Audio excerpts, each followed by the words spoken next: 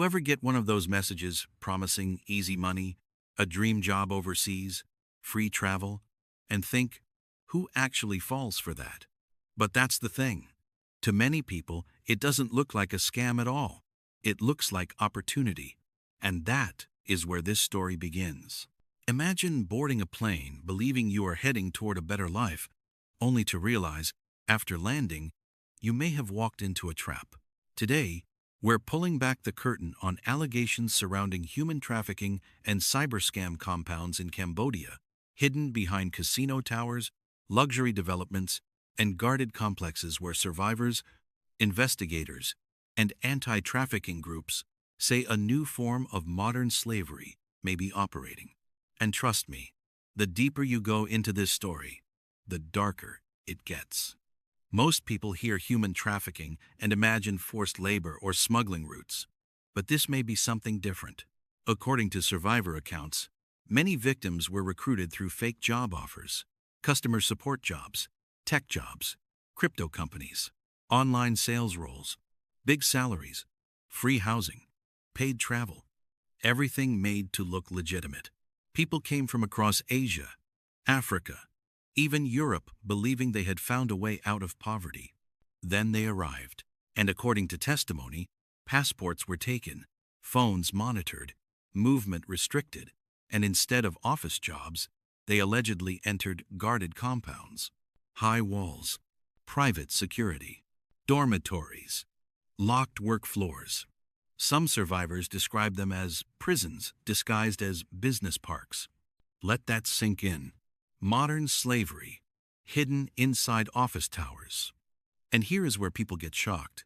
Many victims were allegedly not forced into factories, but into scam operations, trafficked to help victimize others. Victims generating victims.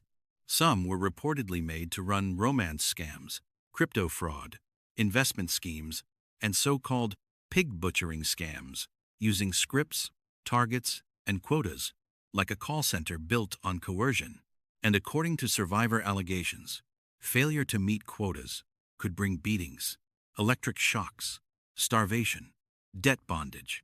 Some claimed workers were sold between compounds if they underperformed. Sold. As if human beings were inventory?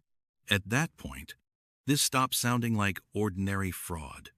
It starts sounding industrial. And this is where international investigations began sounding alarms. In 2022, the United Nations Office on Drugs and Crime warned about the rise of cyber fraud compounds tied to trafficking in Southeast Asia. Then, investigations by Reuters exposed survivor allegations of heavily guarded compounds where trafficked workers were allegedly bought and sold. By 2023, the United States Institute of Peace described scam compounds as an emerging transnational security threat. And suddenly, this was no longer just a hidden crime story. It was becoming an international alarm, because multiple investigations have alleged some compounds were operated or managed by Chinese criminal syndicates involved in cyber fraud. And let's be clear, these allegations concern criminal groups, not ordinary Chinese people. But survivors have described Mandarin-speaking supervisors, fraud scripts issued through Chinese-run operations, victims transferred between compounds allegedly linked to transnational criminal networks. Some investigators say these were not improvised hideouts. They resembled fortified business zones, dormitories, scam floors, surveillance, armed security, almost corporate inefficiency. And honestly, that may be one of the most chilling parts, because cruelty feels even darker when it looks organized. And then comes another question investigators keep circling back to. How did scam compounds allegedly grow so fast in places experiencing casino booms, special economic zones, and foreign-backed development? Some analysts argue those development surges may have created legitimate investment landscapes where criminal actors could hide illicit infrastructure inside ordinary-looking projects. And once you ask that question, you start following ownership structures, shell entities, layered registrations, cross-border finance. The architecture of concealment, because sophisticated crime rarely relies only on violence. It often relies on paperwork, opacity, jurisdictional complexity, and those things can be harder to expose than armed guards. Then follow the money, because this is where the story gets much bigger. Investigators believe billions may move through fraud ecosystems linked to these operations. Billions. Through crypto wallets, underground banking channels, shell companies, casino-linked laundering systems, layered until the money disappears. And with that kind of money comes influence, which is where allegations of corruption begin appearing. Some anti-trafficking advocates have questioned whether corruption, protection networks, or selective enforcement have enabled some operations to continue. Some compounds reportedly emptied before raids. Some suspects vanished. Evidence disappeared. And every time you hear that, you have to ask, who was warned? Who benefited? Who looked away? Because if crime is protected by power, then this may not just be trafficking. It may be a criminal ecosystem, protected by money, shielded by fear, fueled by silence. And this may not stop at Cambodia. Investigators and the United Nations Office on Drugs and Crime have linked similar scam compound models across Myanmar, Laos, and beyond. When pressure rises in one country, operations move, victims move, servers move, money moves. The machine adapts. That is what makes dismantling it so difficult. It behaves less like a gang, and more like an industry. And maybe the most haunting realization of all is this. Some suspicious online scam message, that fake investment pitch, that stranger building trust online, could in some cases be sent by someone under threat. Not a willing scammer, a trafficked victim forced to type. That changes everything. Because suddenly victim and perpetrator begin to blur. Profit feeding exploitation. Exploitation feeding profit. Round and round. A machine. And then there are the escape stories. And these sound almost unbelievable. People climbing walls at night, jumping rooftops, smuggling GPS locations, sending hidden SOS messages. Some reportedly risking death because captivity felt worse. Imagine believing a rooftop jump is safer than staying.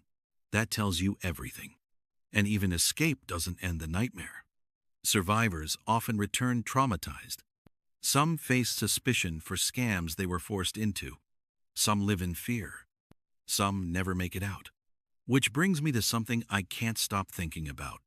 How many people are still inside those compounds right now?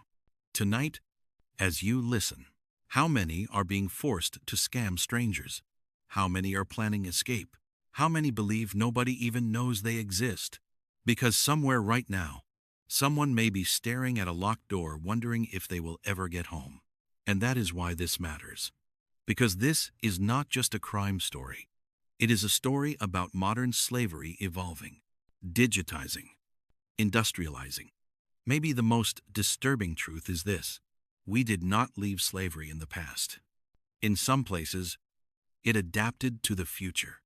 And maybe that is why this story feels so unsettling. It shows exploitation can hide behind modern glass towers, encrypted apps, online fraud, behind things most people assume are ordinary business. And if allegations around these compounds are even partly true, then what we may be looking at is one of the most disturbing criminal models of our time. A model where trafficking, cyber fraud, money laundering, and organized crime merge into one system. A system designed to feed itself. And systems like that thrive when nobody looks too closely. Which is why investigation matters. Exposure matters. Because secrecy is oxygen for networks like this. The less people know, the safer those systems remain. But once journalists investigate, once survivors speak, once governments face scrutiny, shadows begin to shrink. And shadows are where systems like this survive. So ask yourself, who recruits the victims? Who runs the compounds? Who launders the money? Who protects the networks? Who profits? And who gets held accountable? Because until those questions are answered, the compounds remain, the victims remain, the shadows remain. And criminal empires built in shadows fear one thing more than raids, more than borders, more than laws: light. And tonight, we turn some on. Maybe evil doesn't always hide in darkness. Sometimes, it hides in plain sight, behind office walls, behind casino towers, behind messages sent from a phone. And if even part of these allegations are true, then somewhere tonight people are still trapped behind those walls, waiting, waiting to escape, waiting to be found, waiting for someone to keep asking questions. Silence protects systems like this. Exposure threatens them. Investigation weakens them. And truth has a way of reaching places fear tries to keep hidden. This was never just a story about crime. It is about power, exploitation, survival, and people still fighting to get out. And this is only one chapter. There are more stories buried in the shadows, and we're going to keep uncovering them. Until next time, keep questioning what you're told. Keep looking beyond the obvious, because the untold stories are often the ones that matter most. This is Untold by AJ.